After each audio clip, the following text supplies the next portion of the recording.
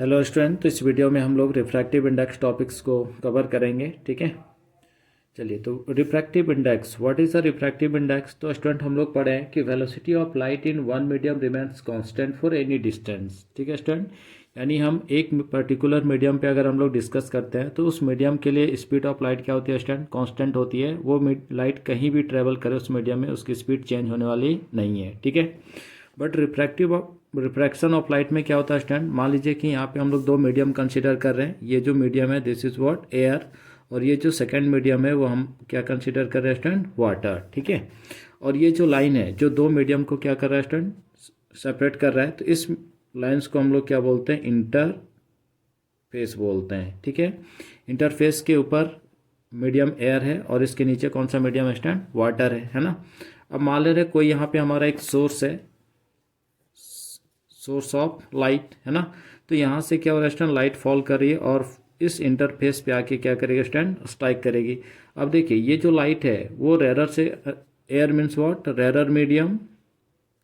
और यहाँ पे वाटर कौन सा मीडियम है स्टूडेंट? Denser medium. ठीक है, तो लाइट एयर से किस में इंटर करेगी? वाटर पे। तो जैसे ये वाटर पे इंटर करती है तो रेरर टू किस पे जा रही है स्टूडेंट? डेंसर पे, है ना।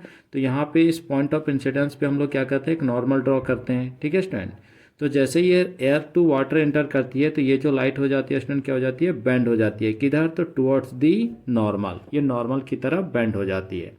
क्यों हो रही है स्टूडेंट? क्योंकि ये जो लाइट है वो एयर से कौन से मीडियम में इंटर कर रही है? वाटर में, है ना।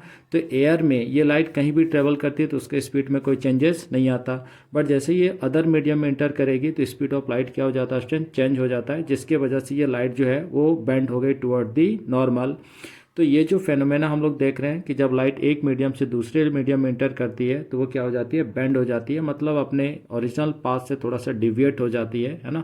तो इस फेनोमेना को ही हम लोग क्या बोलते हैं? रिफ्रैक्शन ऑफ लाइट बोलते हैं। ठीक है, यानी the phenomena of bending of light when light goes from one medium to another medium. तो लाइट जब भी एक मीडियम से दूसरे मीडियम में इंटर करेगी तो लाइट क्या हो जाएगी स्टूडेंट? बेंड हो जाएगी, है ना। तो इस फेनोमेना को ही हम लोग क्या बोलेंगे? Refraction of light.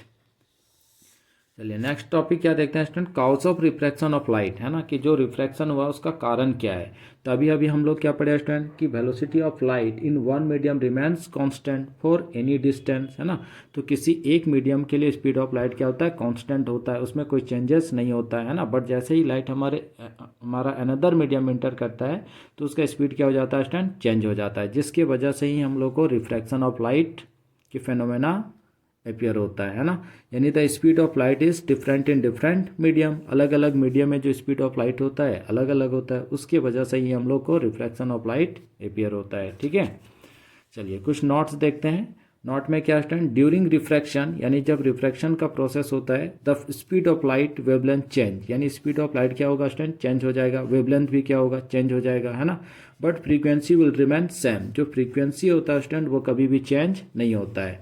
क्यों चेंज नहीं होता है? तो देखिए हम लोग एक फार्मूला पढ़े, E equal to h nu, है ना। E equal to h nu, यानी यहाँ पे जो फ्रीक्वेंसी है स्टैंड वो फ्रीक्वेंसी किस पे डिपेंड करता है?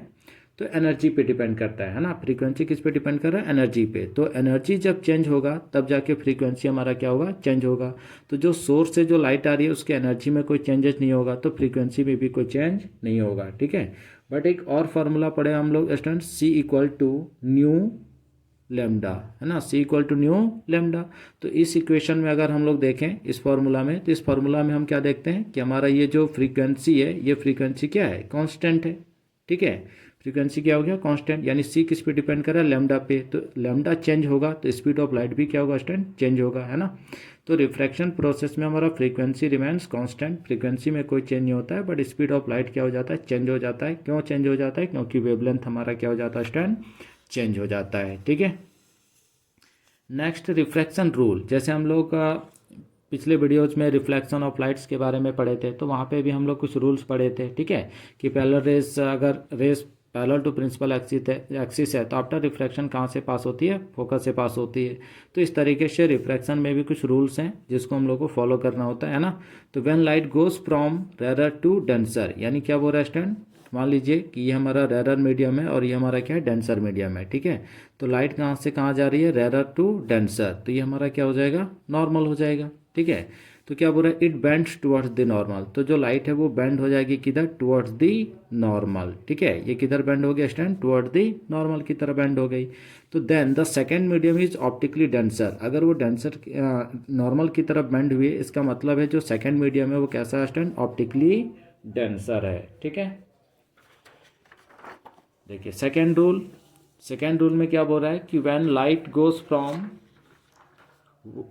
डेंसर मीडियम टू रेरर, इस बार लाइट कहाँ से कहाँ तक जा रहा है स्टूडेंट, डेंसर टू रेरर जा रहा है ना। जैसे मान ले रहे हैं कि ये हमारा डेंसर मीडियम है और ये हमारा क्या रेरर मीडियम है ना। तो इस बार लाइट डेंसर टू रेरर है, तो ये इंसिडेंट रेस, तो ये हमारा क्या हो जाएगा, नॉर्मल। तो डेंसर टू रेरर तो अवे फ्रॉम दी नॉर्मल, ठीक है। तो ये इस बार क्या होगा, नॉर्मल से दूर भागेगा, क्यों, तो it bends away from the normal, then second medium is optically rarer. इसका मतलब है कि जो सेकेंड मीडियम है वो कैसा है स्टूडेंट, ऑप्टिकली रेरर है, ठीक है। देखिए third, a ray incident normal to the surface, मान लीजिए ये हमारा इंटरफेस है, ठीक है, जो दो मीडियम को क्या करता है स्टूडेंट, सेपरेट करता है। तो ये हमारा इंटरफेस हो गया और लाइट जो इस इंटरफेस के कैसा है, परपेंडिकुलर फॉल कर रहा है। तो इस सिचुएशन में लाइट जो है वो डिविएट नहीं होती है, सीधा ये लाइट क्या हो गया स्टूडेंट, स्ट्रेट निकल जाएगी, है ना। यानी go straight in normal direction, तो जिस डायरेक्शन जैसा वो आई थी वैसे ही वो लाइट हमारा क्या हो जाएगी, सेकेंड मीडियम में सीधे निकल जाएगी। बट अगर कुछ एंगल के साथ आ रही है तो फिर वो लाइट क्या होगा, बेंड होगा टुवर्ड द नॉर्मल या फिर अवे फ्रॉम द नॉर्मल, ठीक। Next, laws of refraction of light, laws of refraction of light, है ना। तो अभी हम लोग पढ़े स्टूडेंट कि मान लीजिए ये हमारा इंटरफेस है, ये हमारा क्या हो गया इंटरफेस, इधर एक मीडियम है एयर और इधर हम लोग एक मीडियम ले रहे हैं वाटर, ठीक है। तो लाइट क्या है, कोई सोर्स से आ रही है, वो इस इंटरफेस पे क्या करेगी, फॉल करेगी। तो यहाँ पे हम लोग क्या करेंगे, नॉर्मल ड्रॉ करेंगे, है ना, दिस इज नॉर्मल। अब ये रेरर टू डेंसर है तो डेफिनेटली ये लाइट बेंड होगी किधर, टुवर्ड दी नॉर्मल। तो ये लाइट क्या हो जाएगा स्टूडेंट, कुछ इस तरीके से बेंड हो जाएगी। तो ये जो एंगल है this is what angle of incidence, और ये जो एंगल है r, this is what angle of refraction, है ना। तो यहाँ पे अगर हम लोग देखें स्टूडेंट, तो ये हमारा जो नॉर्मल है दिस इज इंसिडेंट रे, है ना, और ये हमारा कौन सा है, रिफ्रैक्टेड रे। तो इंसिडेंट रे, रिफ्रैक्टेड रे और normal all lie in the same plane, ये तीनों क्या कर रहे हैं स्टूडेंट, एक ही प्लेन पे लाई कर रहे हैं, है ना। तो पहला रूल बन जाता है incident ray, refracted ray and the normal all lie in the same plane, ठीक है। सेकेंड रूल में क्या स्टूडेंट, मान ले रहे हैं कि ये जो मीडियम है एयर, इसका रिफ्रैक्टिव इंडेक्स जो आगे हम लोग पढ़ेंगे, तो इसका रिफ्रैक्टिव इंडेक्स मान ले रहे हैं स्टूडेंट μ1, और जो वाटर है इस मीडियम का रिफ्रैक्टिव इंडेक्स कितना मान ले रहे हैं, μ2, ठीक है। तो सेकेंड रूल क्या बोलता है, the ratio of sine of angle of incidence to the sine of angle of refraction is a constant quantity, that constant quantity is known as refractive index, है ना। यानी mu equal to sine i upon sine r हो जाता है। चलिए next आगे देखते हैं, rule of reversibility. Rule of reversibility में क्या स्टैंड, तो मान लीजिए यहाँ पे एक हम लोग ग्लास कंसिडर कर ले रहे हैं, ठीक है, ये ग्लास है हमारा और यहाँ पे कोई सोर्स ऑफ लाइट है जहाँ से लाइट क्या हो रही है, आ रही है। तो ये इस तरीके से इस सरफेस पे इंटरफेस पे फॉल करेगी। तो यहाँ पे हम लोग एक नॉर्मल ड्रॉ करेंगे, दिस इज एंगल आई यानी एंगल ऑफ इंसिडेंस। अब देखिए ये रेरर मीडियम है और ये क्या है डेंसर मीडियम, तो बेंड होगी टुवर्ड दी नॉर्मल। तो ये हमारे लाइट कुछ इस तरीके से बेंड हो जाएगी, this is angle r, angle of refraction. Again इस पॉइंट पे क्या होगा, नॉर्मल हम लोग ड्रॉ करेंगे, ठीक है। फिर से ये कौन सा मीडियम स्टैंड, रेरर, तो ये फिर away from the normal, clear stand, ठीक है। तो देखिए ये जो सोर्स है अभी कहाँ पे स्टैंड, यहाँ पे। तो इस हिसाब से देखें तो हमारा रेस क्या हो रहा है, कुछ इस तरीके से ये बेंड होते हुए बाहर निकल रही है, ठीक है। तो ये जो रेस है इसको हम लोग बोलते हैं इमरजेंट रे, क्लियर स्टैंड। ये हमारा क्या हो गया, इंसिडेंट रे, और ये जो रेस है इसको हम लोग क्या बोलते हैं, रिफ्रैक्टेड रे, क्लियर स्टैंड। अगर मान लीजिए स्टूडेंट, अगर यहाँ पे हम लोग सोर्स को रख देते हैं, ठीक है, इस पॉइंट पे अगर हम लोग सोर्स को रखते हैं तो लाइट कुछ ऐसे ही जाती। यानी अगर सोर्स इस पॉइंट पे है, ए पे है, तो लाइट का डायरेक्शन कैसा है, इस तरीके से आ रही है। बट अगर हम लाइट को इस बी पॉइंट पे रख देते हैं तो लाइट का जो पाथ होता है वो क्या होता है, सेम होता है, एज इट इज़ होता है ना। जिस तरीके से ये ऊपर से नीचे की तरफ आई है, उसी तरह से लाइट जो है नीचे से कैसे जाती, ऊपर की तरफ जाती। Clear student? तो यानी हम यहाँ पे बोल सकते हैं कि path of light ray is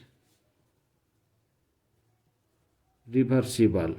ठीक है, path of light ray is reversible. इसी को हम लोग क्या बोलते हैं स्टूडेंट, रूल ऑफ रिवर्सिबिलिटी, है ना। अगर हम ऊपर से देखेंगे तो जो पाथ मिलेगा, अगर हम नीचे से देखें तो सेम पाथ में लाइट क्या होगी स्टूडेंट, ट्रेवल करेगी। तो इसको हम लोग बोलते हैं रूल ऑफ रिवर्सिबिलिटी, यानी path of light ray is reversible. ठीक है स्टूडेंट, चलिए अब आगे देखते हैं how to apply Snell's law. अभी हम लोग पढ़े थे एक लॉ कि म्यू इक्वल टू क्या हो जाता है, sine i upon sine r, यही पढ़ रहे थे, है ना। This is what, Snell's law. इसको हम लोग क्या बोलते हैं, स्नेल्स लॉ भी बोला जाता है। ठीक है स्टूडेंट, जो हमारा laws of refraction of light का सेकेंड रूल है उसको हम लोग स्नेल्स लॉ भी बोलते हैं।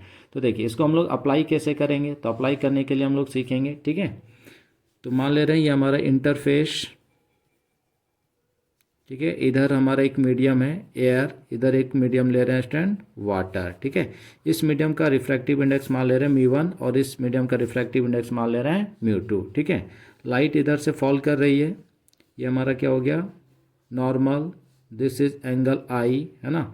अब रेयर टू डेंसर तो बेंड टुवर्ड्स दी नॉर्मल, ये क्या हो गया स्टूडेंट, एंगल आर हो गया। ठीक, तो कोई भी मीडियम को सबसे पहले हम लोग पकड़ सकते हैं। मान लीजिए एयर लेना चाहते हैं, एयर भी ले सकते हैं, वाटर भी ले सकते हैं। ठीक है, तो मान ले रहे हैं सबसे पहले हम लोग कौन सा मीडियम को ले रहे हैं, एयर को। तो एयर को ले रहे हैं तो उस मीडियम का रिफ्रैक्टिव इंडेक्स को पहले लिखना है। तो रिफ्रैक्टिव इंडेक्स कितना है, μ1, और इस मीडियम में जो भी एंगल है उस एंगल को विद साइन, यानी क्या लिखेंगे स्टूडेंट, साइन आई, इक्वल कर देंगे refractive index of second medium, it means μ2, और एंगल विथ साइन यानी साइन आर। ठीक है स्टूडेंट, अब इसको अगर उठा के हम लोग sine i upon sine r लिख सकते हैं।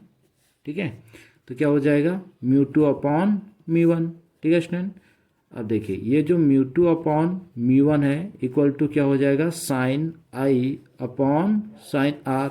अब ये जो μ2 अपॉन μ1 है इसको हम क्या लिख सकते हैं स्टूडेंट, μ2 1, है ना। तो ये क्या हो गया, sine i upon sine r हो गया। क्लियर है, तो इस तरीके से हम लोग क्या करेंगे, स्नेल्स लॉ को अप्लाई करेंगे। ठीक है स्टूडेंट, मान लीजिए अगर हमारे पास 3 मीडियम होता तो फिर हम कैसे करते हैं। ठीक है, तो उसको भी देखते हैं।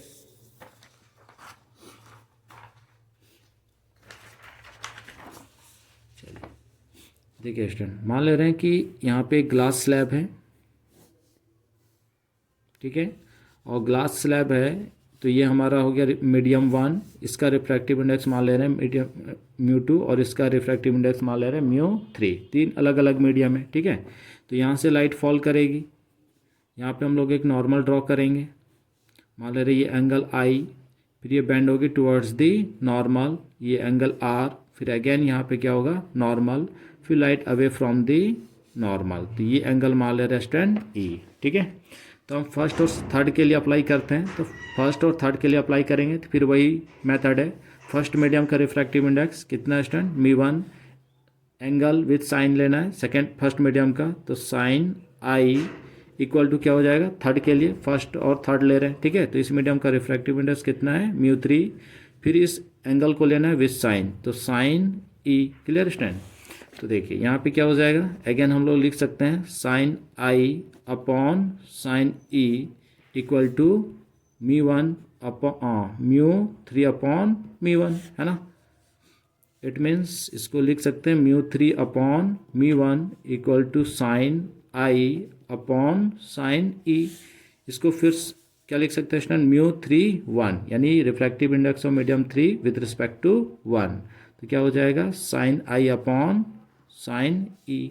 क्लियर स्टूडेंट, इस तरीके से हम कोई भी 2 मीडियम को लेके हम स्नेल्स का लॉ अप्लाई कर सकते हैं। ठीक है स्टूडेंट, अब देखिए थोड़ा सा अगर इस पार्ट को अगर हम लोग देखें, ये जो पार्ट है ना, तो अगर हम इसको फिर से अगेन लिखते हैं तो क्या लिख सकते हैं student, μ1 sine i equal to μ3 sine e. ठीक है, अगर स्टूडेंट मान लीजिए ये जो मीडियम है, फर्स्ट मीडियम और थर्ड मीडियम, ये दोनों अगर एयर हो तो एयर के सिचुएशन में क्या होगा स्टूडेंट, μ1 इक्वल टू क्या हो जाएगा, μ3 हो जाएगा, है ना।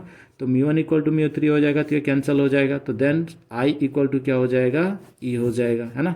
जितना एंगल ऑफ इंसिडेंस होगा उतना ही क्या होगा, एंगल ऑफ इमर्जेंट होगा। Clear student. चलिए अब थोड़ा सा और हम लोग आगे यहाँ पे बढ़ सकते हैं। ठीक है, इसी फॉर्मेट को हम लोग और इसको ड्राइव करते जा सकते हैं। क्लियर है। देखिए थोड़ा सा और आगे इसको लेते हैं, एक फार्मूला हम लोग फिर से बनाते हैं। मान लीजिए हमारा एक मीडियम ग्लास हो गया। ठीक है स्टूडेंट, फिर से इसमें this is what, angle of incidence, ये हमारा क्या हो गया, नॉर्मल, ये हो गया angle I, bend towards the normal, ये हो गया आर, फिर यहाँ पे एक नॉर्मल ड्रॉ करेंगे, फिर अवे फ्रॉम द नॉर्मल। ठीक है, ये एंगल क्या हो गया, ई। ठीक है, ये रिफ्रैक्टिव इंडेक्स μ2, μ3, μ2 और इस मीडियम का हो गया μ1। ठीक है स्टूडेंट। देखिए तो यहाँ पे हम लोग अभी अभी क्या पढ़ रहे थे कि जो μ1 अपॉन μ2 होगा, है ना, उसको हम लोग क्या लिख सकते हैं, साइन आई अपॉन साइन, नहीं साइन आर हो जाएगा। ठीक है, यहाँ पे साइन आर अपॉन साइन आई हो जाएगा। ठीक है स्टूडेंट। अब अगर इस मीडियम में स्पीड ऑफ लाइट मान ले रहे हैं स्टूडेंट कितना है, v2, और इस मीडियम में कितना है, v1, तो क्या हो जाएगा यहाँ पे v2 अपॉन v1, है ना। अब वेलोसिटी, हम लोग एक फार्मूला पढ़े हैं कि वेलोसिटी इक्वल टू क्या हो जाता है, फ्रीक्वेंसी इंटू लैम्डा। ठीक है, तो यहाँ पे क्या पुट कर देंगे, फ्रीक्वेंसी तो सेम ही रहेगा, चेंज नहीं होने वाला है, यानी इस λ2 अपॉन क्या हो जाएगा यहाँ पे λ1। ठीक है, फ्रीक्वेंसी कैंसिल आउट हो जाएगा। तो देखिए नया फार्मूला क्या आ गया, μ1 upon μ2 equal to v2 upon v1 equal to λ2 upon λ1। ये फार्मूला हमारे पास निकल के आ गया। ठीक है स्टूडेंट। अभी इसको हम लोग और आगे देखेंगे, और जब रिफ्रैक्टिव इंडेक्स टॉपिक्स को क्लियर करेंगे तो और अच्छे से समझ में आएगा टॉपिक, है ना। चलिए नेक्स्ट टॉपिक देखते हैं स्टूडेंट हम लोग, रिफ्रैक्टिव इंडेक्स कि व्हाट इज रिफ्रैक्टिव इंडेक्स। ठीक है, तो देखिए रिफ्रैक्टिव इंडेक्स को समझने के लिए हम लोग क्या करते हैं, मान लीजिए हमारे पास 3 मीडियम है ना, 3 डिफरेंट अलग अलग मीडियम है। ये हमारा स्टूडेंट मीडियम 1, मीडियम 2 और ये क्या हो गया स्टूडेंट, मीडियम 3। ठीक है, अब देखिए स्टूडेंट मान ले रहे हैं इस मीडियम में एक रे ऑफ लाइट क्या कर रही है, ट्रेवल कर रही है। तो अगर इस मीडियम में रे ऑफ लाइट ट्रेवल करेगी तो इस मीडियम में कहीं भी ये रेज लाइट जाएगी, है ना, तो इसके स्पीड में कोई चेंज होने वाला नहीं है। ठीक है स्टूडेंट, मतलब फॉर मीडियम 1 के लिए स्पीड ऑफ लाइट क्या होगा स्टूडेंट, कांस्टेंट रहेगा। तो मान ले रहे इस मीडियम में जो स्पीड ऑफ लाइट है वो कितना है, v1 है ना। तो फॉर मीडियम 1 के लिए ये जो v1 है, ये v1 हमेशा क्या रहने वाला है, कांस्टेंट। अब यही लाइट किस पे इंटर कर गया स्टूडेंट, मीडियम 2 पे। अब मीडियम 2 पे जब ये लाइट इस पूरे मीडियम में कहीं भी ट्रेवल करेगी तो इसका स्पीड में क्या होगा, चेंज नहीं होगा। तो मान लेते हैं इस मीडियम में जो स्पीड ऑफ लाइट है वो कितना है, v2 है। तो v2 फॉर मीडियम 2 के लिए क्या हो गया, कांस्टेंट हो गया। ठीक है, अब यही लाइट जो है वो किस में इंटर कर रही है, मीडियम 3 पे। तो मीडियम 3 पे जाएगी तो क्या होगा, फिर से उसका स्पीड ऑफ लाइट चेंज हो जाएगा। बट इस मीडियम में वो जो स्पीड ऑफ लाइट है वो क्या रहेगा, कांस्टेंट रहने वाला है। तो मान ले रहे इस मीडियम में स्पीड ऑफ लाइट कितना है, v3। तो फॉर मीडियम 3 के लिए ये v3 भी क्या हो गया, कांस्टेंट हो गया। Clear student. तो हर एक मीडियम के लिए स्पीड ऑफ लाइट क्या होता है, कांस्टेंट होता है। जैसे मीडियम 1 के लिए v1 कांस्टेंट है, मीडियम 2 के लिए v2 कांस्टेंट है और मीडियम 3 के लिए v3 कांस्टेंट है। Clear student. तो अब हम कोई भी 2 मीडियम का स्पीड ऑफ लाइट को क्या करते हैं, कंपेयर करते हैं। ठीक है, तो हम लोग क्या किए हैं, फर्स्ट मीडियम का स्पीड ऑफ लाइट कितना है, v1 अपॉन क्या कर दिया स्टूडेंट, v2। ठीक है, v1 अपॉन v2। अच्छा, v1 अपॉन v2 जो है, ये जो वैल्यू है ये हमेशा क्या रहने वाला है, कांस्टेंट रहने वाला है ना। कहीं भी हम कैलकुलेट करेंगे v1 अपॉन v2 तो ये हमेशा क्या आएगा स्टूडेंट, कांस्टेंट आएगा। तो देखिए यहाँ पे जो ये कांस्टेंट क्वांटिटी आ रहा है, इस कांस्टेंट क्वांटिटी को ही हम लोग क्या बोलते हैं स्टूडेंट, रिफ्रैक्टिव इंडेक्स। ठीक है, और इसको किससे डिनोट करते हैं, म्यू से। यानी देयरफॉर हम लोग लिख सकते हैं mu equal to v1 upon v2। Clear student. इसी तरह हम सेकेंड और थर्ड मीडियम को भी कंपेयर कर सकते हैं। तो थर्ड और सेकेंड थर्ड को अगर हम कंपेयर करें तो क्या लिख सकते हैं, v2 अपॉन v3। तो देखिए v2 अपॉन v3 का जो वैल्यू होगा वो हमेशा क्या होगा, कांस्टेंट होगा, है ना। यानी ये भी क्या आने वाला है स्टूडेंट, कांस्टेंट आने वाला है। अब इसी कांस्टेंट को हम लोग क्या बोलते हैं, म्यू बोलते हैं, ठीक है। यानी म्यू इक्वल टू क्या हो जाएगा, v2 अपॉन v3, ठीक है। यानी रिफ्रैक्टिव इंडेक्स क्या है स्टूडेंट, तो velocity of medium 2 upon velocity of medium 3, अगर 2 और 3 मीडियम ले रहे हैं। अदरवाइज यहाँ पे क्या बोलेंगे, velocity of medium 1 with respect to velocity of medium 2, है ना। तो जो भी वैल्यू आएगा वो क्या रहेगा, कांस्टेंट रहेगा, और उसी कांस्टेंट को हम क्या बोलते हैं, रिफ्रैक्टिव इंडेक्स बोलते हैं, ठीक है। तो देखिए यहाँ पे अगर हम थोड़ा सा मान लें कि जो फर्स्ट मीडियम है वो फर्स्ट मीडियम हमारा क्या एयर है, सेकेंड मीडियम हमारा क्या स्टूडेंट वाटर है, और थर्ड मीडियम क्या है, ग्लास है। तो एयर के लिए जो स्पीड ऑफ लाइट होगा वो 3 × 10⁸ मीटर पर सेकेंड। यहाँ पे कितना हो जाएगा स्टूडेंट, 2.25 × 10⁸ मीटर पर सेकेंड। यहाँ पे ये हो जाएगा 2 × 10⁸ मीटर पर सेकेंड, ठीक है। तब अगर हम निकालते हैं 3 × 10⁸ अपॉन 2.25 × 10⁸, तो ये क्या हो जाएगा, कैंसिल हो जाएगा। कितना मिलेगा देखिए, 300 अपॉन 225, है ना। यानी ये 12 टाइम्स में है, और ये हमारा आ जाएगा 9 टाइम्स में, यानी अगेन 4 3, तो 4/3 इट मीन्स 1.33, ठीक है। ये क्या निकल के आया, म्यू निकल के आया, रिफ्रैक्टिव इंडेक्स। उसी तरह से अगर हम वाटर और एयर और ग्लास को कंपेयर करेंगे तो फिर देखिए क्या आ जाएगा, 3 × 10⁸ अपॉन 2 × 10⁸, ये कट जाएगा, है ना। तो 3/2 इट मीन्स 1.5, ये रिफ्रैक्टिव इंडेक्स आ गया किसका, ग्लास का। तो यहाँ पे हम लोग क्या देख रहे हैं कि जब लाइट जो है वो एयर टू वाटर या एयर टू ग्लास जा रही है ना, तो उसका स्पीड क्या हो रहा है, कम हो जा रहा है। तो हाउ मेनी टाइम्स, यानी कितने टाइम्स वो कम हो रहा है, ये कौन बताता है स्टूडेंट, रिफ्रैक्टिव इंडेक्स। जैसे ये म्यू किसका है, वाटर का 1.33, इसका मतलब है कि जब लाइट जो है एयर से वाटर में इंटर की तो जो लाइट जो है वो कितने टाइम्स डिक्रीज कर गया, 1.33 टाइम्स, ठीक है। और ये जो रिफ्रैक्टिव इंडेक्स है ये किसका स्टूडेंट, ग्लास का। मतलब जब light glass air to glass में एंटर की तो स्पीड ऑफ लाइट जो है 1.5 टाइम्स क्या हो गया, डिक्रीज हो गई। तो मेनली रिफ्रैक्टिव इंडेक्स क्या है, तो refractive index of a medium is its property to decrease the velocity of light, है ना। यानी रिफ्रैक्टिव इंडेक्स मीडियम का क्या है स्टूडेंट, एक प्रॉपर्टी है जो बताता है कि जो स्पीड ऑफ लाइट है वो कितने टाइम्स क्या हो रहा है, डिक्रीज हो रहा है, ठीक है। It is expressed by mu से। तो फॉर्मूला हमारा क्या हो जाएगा, mu equal to velocity of light in free space upon velocity of light in medium, ठीक है। और इसका जो वैल्यू होगा, its value is always more than 1, ये हमेशा क्या होगा स्टूडेंट, 1 से ज़्यादा आएगा। जैसे यहाँ पे देख रहे हैं वाटर का 1.33, ग्लास का 1.55, तो हमेशा रिफ्रैक्टिव इंडेक्स का वैल्यू जो होता है वो 1 से ज़्यादा आता है, ठीक है। अब देखिए ये दोनों अगर हम कट करेंगे तो क्या हो जाएगा, unit less and dimension less, इसका कोई भी यूनिट या डायमेंशन हमको मिलने वाला नहीं है, ठीक है। चलिए अब आगे बढ़ते हैं, रिफ्रैक्टिव इंडेक्स को ही देखते हैं फिर से। तो refractive index student basically 2 type का होता है ना। जो फर्स्ट है वो हमारा क्या, एब्सोल्यूट रिफ्रैक्टिव इंडेक्स। तो एब्सोल्यूट रिफ्रैक्टिव इंडेक्स में क्या होता है कि मान लीजिए म्यू, है ना, तो म्यू इक्वल टू क्या हो जाएगा, velocity of light in vacuum, clear student, speed of light in vacuum upon velocity of light in medium, ठीक है। यानी यहाँ पे जो हमारा फार्मूला आएगा वो क्या आ जाएगा, mu equal to velocity of light vacuum in c, और किसी मीडियम में जो स्पीड ऑफ लाइट होगा उसको हम लोग क्या मान लेते हैं, बी। तो म्यू इक्वल टू क्या हो गया, सी भी, है ना। तो जब हम velocity of light in vacuum को ऊपर लेते हैं और कोई अदर मीडियम नीचे होता है, तो उस सिचुएशन में जो रिफ्रैक्टिव इंडेक्स आएगा उसको हम लोग क्या बोलते हैं, एब्सोल्यूट रिफ्रैक्टिव इंडेक्स, है ना। बट रिलेटिव रिफ्रैक्टिव इंडेक्स में क्या होता है, तो यहाँ पे क्या हो जाएगा, velocity of light in medium 1 upon क्या हो जाएगा student, velocity of light in medium 2, है ना। मतलब यहाँ पे दोनों जो स्पीड ऑफ लाइट होगा वो क्या होगा, मीडियम होगा। जैसे म्यू इक्वल टू मान ले रहे हैं v1 अपॉन v2, तो यहाँ पे देखिए v1 भी क्या है, किसी मीडियम का वेलोसिटी है, और v2 भी क्या है, किसी मीडियम का वेलोसिटी है। बट इस पे क्या है, ऊपर में वैक्यूम और नीचे क्या होगा, मीडियम। बट इसमें दोनों क्या होता है स्टूडेंट, मीडियम होता है, ठीक है। यानी हम 2 मीडियम के बीच क्या कर रहे हैं, रिलेशन निकालते हैं, है ना। तो उसको हम लोग बोलते हैं रिलेटिव रिफ्रैक्टिव इंडेक्स। और एब्सोल्यूट रिफ्रैक्टिव इंडेक्स में क्या होगा, तो न्यूमरेटर में कौन सा स्पीड होता है, तो वैक्यूम वाला, और नीचे कौन सा होता है, किसी ना किसी मीडियम का होगा, क्लियर स्टूडेंट। चलिए आगे बढ़ते हैं, है ना। रिफ्रैक्टिव इंडेक्स भी हम लोग देख लिए। तो अब कुछ क्वेश्चंस को देखते हैं। देखिए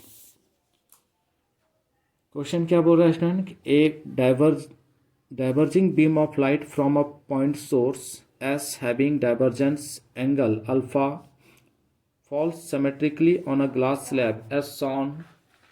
The angles of incidence of the two extreme rays are equal if the thickness of the glass slab is t and the refractive index n. Then the divergence angle of the emergent beam is 0, है ना। यानी आपको एक given figure given है student, यहाँ पे कुछ इस तरीके से मान लीजिए हमारे पास एक स्लैब है ना, और इस स्लैब में यहाँ पे क्या है, एक सोर्स है, और इस सोर्स से स्टूडेंट क्या हो रहा है, दो लाइट डाइवर्ज हो रहा है, ठीक है। और ये हो गया नॉर्मल, दिस इज एंगल आई, यहाँ पे भी एक नॉर्मल होगा, this is angle I. Clear student. तो यहाँ इन दोनों डाइवर्जिंग रेस के बीच जो एंगल है वो एंगल कितना स्टूडेंट, अल्फा है, ठीक है। अब क्वेश्चन बोल रहा है कि यहाँ देखिए क्या बोल रहा है, a diverging beam of light from point source S having divergence angle alpha fall symmetrically on a glass slab as shown, the angles of incidence of the two extreme rays are equal, है ना। यानी जो angle होगा वो क्या है, equal है। यानी यहाँ पे देखिए ये एंगल आई और ये भी क्या एंगल आई, दोनों क्या स्टैंड इक्वल है। अब हो रहा है the thickness of the glass slab is T, यानी ये जो ग्लास स्लैब है इसका थिकनेस गिवन है कितना है, टी है, ठीक है।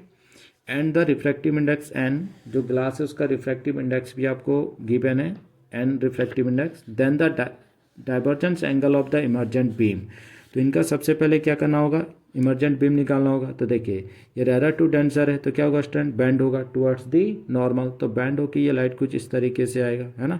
अगेन यहाँ पे क्या हम लोग ड्रॉ करेंगे, नॉर्मल। अब देखिए फिर ये डेंसर टू रेयर, तो कहाँ जाएगा student, away from the normal, away from the normal मतलब इसी के पैरेलल ही इमर्जेंट होगा, ठीक है।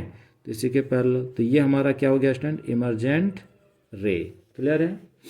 अब देखिए यहाँ पे भी सेम, तो रेयर टू डेंसर, तो ये बैंड होगा टुवर्ड्स दी नॉर्मल, है ना। यहाँ पे हम लोग एक नॉर्मल ड्रॉ करेंगे। अगेन ये डेंसर टू रेयर, तो फिर अवे फ्रॉम दी नॉर्मल, ठीक है स्टूडेंट। ये हो गया इमर्जेंट रे, ठीक है। अब हो रहा है कि इन दोनों को पीछे की तरफ एक्सटेंड अगर हम लोग करेंगे, तो पीछे की तरफ हम लोग क्या किए, इसको एक्सटेंड कर दिए, ठीक है। तो एक्सटेंड करेंगे तो यहाँ पे एक एंगल फॉर्म होगा स्टूडेंट, ये जो एंगल होगा वो कितना होगा, मतलब मान ले रहे हैं इसका नाम दे दिए अल्फा डैश, ठीक है। तो ये एंगल ही हमको बताना स्टूडेंट कि एंगल कितना होगा, ठीक है। तो देखिए स्टूडेंट ये जो रेस है इसके पैरेलल है, ये भी रेस जो इसके क्या है, पैरेलल है। तो अगर ये दोनों रेस पैरेलल है और इसके बीच का एंगल कितना अल्फा है, तो ये दोनों इमर्जेंट रेस भी आपस में क्या स्टूडेंट, पैरेलल है। तो इन दोनों को एक्सटेंड करने से जो एंगल बनेगा वो एंगल भी किसके इक्विवेलेंट होगा, अल्फा के बराबर ही। यानी जो अल्फा डैश होगा स्टूडेंट वो क्या हो जाएगा, इक्वल टू अल्फा हो जाएगा, है ना। यानी option number B. Clear student. तो इसमें सिर्फ फिगर ड्रॉ करना था और फिगर ड्रॉ करके हम लोगों को क्वेश्चन को सॉल्व करना था। चलिए नेक्स्ट क्वेश्चन देखते हैं आगे।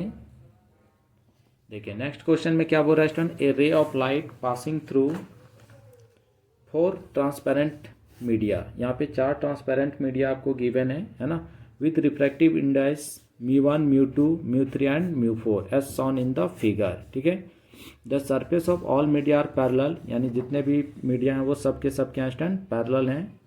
और if the emergent ray C D is parallel to the incident ray A B, यानी जो इमर्जेंट रे सी डी है वो क्या है, पैरेलल है किसका, ए बी का। Clear stand. जैसे यहाँ पे देख रहे हैं, यहाँ पे आपको एक इमर्जेंट रे देख रहे होंगे, ये जो है हमारा क्या है, इमर्जेंट रे ए बी, और ये जो सी डी है ये दोनों क्या स्टैंड पैरेलल है, ठीक है। बोरा वी मस्ट, क्या हो सकता है इसमें, μ1 equal to μ2 μ2 equal to μ3 μ3 equal to μ4 और μ1 इक्वल टू μ4, ठीक है। चलिए तो सबसे पहले हम लोगों को कौन कौन सा मीडियम पैरेलल दिया गया है, ए बी और सी डी, तो ये दोनों मीडियम को हम लोग ले लेते हैं, है ना। और यहाँ पे स्नेल्स का लॉ अप्लाई कर देते हैं।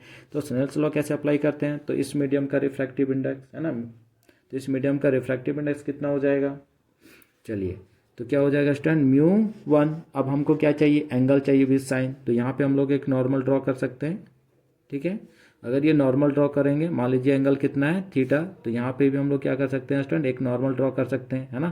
तो ये एंगल भी कितना हो जाएगा, थीटा, पैरेलल है, ठीक है। तो देखिए अब हम लोग लिख सकते हैं μ1, स्नेल्स लॉ अप्लाई कर देंगे अब इजिली, तो μ1 equal to sine theta, μ1 equal to क्या हो जाएगा, साइन थीटा। या फिर इसको हम लोग मान ले रहे हैं फर्स्ट का है तो इसको 1 मान ले रहे हैं और इसको हम लोग क्या मान ले रहे हैं 4। तो क्या हो जाएगा θ1 equal to refractive index of medium 4 यानी म्यू 4 और इधर क्या हो जाएगा स्टूडेंट साइन θ4 हो जाएगा। क्लियर है? ठीक है। अब देखिए यहाँ पे ये दोनों रेस क्या पैरेलल है, ये दोनों रेस क्या स्टूडेंट पैरेलल हैं। तो पैरेलल कब हो सकता है? जब दोनों का रिफ्रैक्टिव इंडेक्स क्या होगा सेम होगा, यानी दोनों मीडियम सेम होंगे। तो यहाँ पे μ1 जो है वो किसके इक्विवेलेंट हो गया स्टूडेंट? μ4 के इक्विवेलेंट हो गया। अगर μ1 μ4 के इक्विवेलेंट हो गया इसका मतलब क्या हो गया कि यहाँ पे समझ में आया? तो ये पैरेलल होगा तभी जब हमारा μ1 इक्वल टू क्या होगा μ4 होगा। तो यही कंडीशन यहाँ पे चेक करना था सिर्फ। तो μ1 इक्वल टू क्या हो गया स्टूडेंट? μ4 हो गया, है ना। दोनों पैरेलल है मीन्स दोनों का रिफ्रैक्टिव इंडेक्स क्या है सेम है, दोनों सेम मीडियम है। Clear student?